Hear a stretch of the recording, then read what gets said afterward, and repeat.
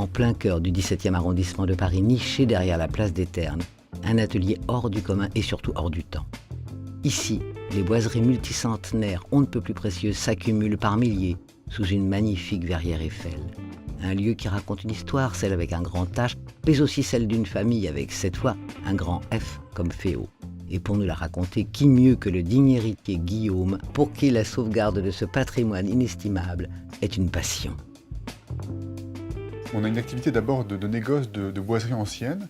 Donc on a environ 200 pièces complètes du 18e aux années 1940 qui sont à vendre pour des musées, des fondations ou des clients assez haut de gamme, parce que c'est quand même un sport de riche, ça coûte cher. Mais l'activité principale de la société, c'est la copie de boiserie à partir des éléments anciens. Donc ces éléments que nous avons à vendre nous servent aussi de bibliothèque d'ornement pour recréer des décors contemporains, modernes, à partir d'éléments classiques de notre collection. On vous parlait de l'histoire avec un grand H, on vous plonge en plein dedans. Dans ce dédale de boiseries, toutes plus précieuses les unes que les autres, certaines se distinguent par leur illustre propriétaire. Très beau décor de l'architecte Bélanger, qui a été fait pour l'hôtel Bois d'Or de Saint-James, place Vendôme, qui est l'hôtel particulier où vous avez maintenant le siège de Chaumet à Paris. C'est un décor très classique de la période de Louis XVI, dans un bâtiment un peu iconique, puisque la place Vendôme est un endroit assez extraordinaire. Et c'est dans cet hôtel, par exemple, qui est mort le compositeur Chopin, puisque c'était l'ambassade de Pologne à Paris.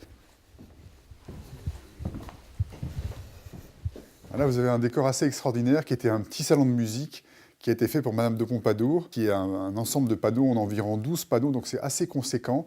C'était une pièce qui était dans un entresol, donc juste sous les grands appartements. C'est des endroits où les aristocrates de l'époque aimaient beaucoup se tenir, où il y avait des volumes qui étaient plus petits, plus intimes. Aussi bien à Versailles que dans des résidences privées, il y avait très souvent des entresols où les gens se mettaient souvent. Donc là, il y avait un petit cabinet de musique avec une particularité, c'est que tous les panneaux ont des magnifiques trophées qui représentent soit la comédie, soit l'opéra, soit la musique.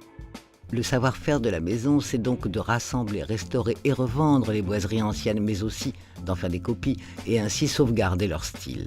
Ça, c'est ce qui occupe les petites mains de l'atelier de la maison à quelques kilomètres de Paris. Ici, les artisans donnent vie à des décors entiers. Parmi eux, Marcel, sculpteur sur bois.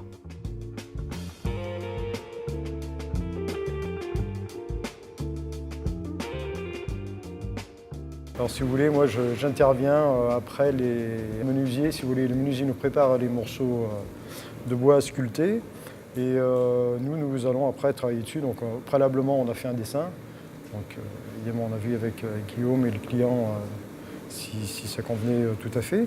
Et puis donc on va amener ce dessin sur le morceau de bois et on va sculpter en fait l'ornement. C'est très dur de partir quand on n'a pas de modèle, c'est très compliqué de recréer. Là, on a un débat sur un élément dont on n'a pas de modèle, et tout de suite, on est dans le vide, dans le néant, parce qu'on n'est pas sûr de ce qu'on est en train de produire. Donc, c'est très agréable d'avoir des modèles d'époque, et c'est surtout beaucoup plus qualitatif.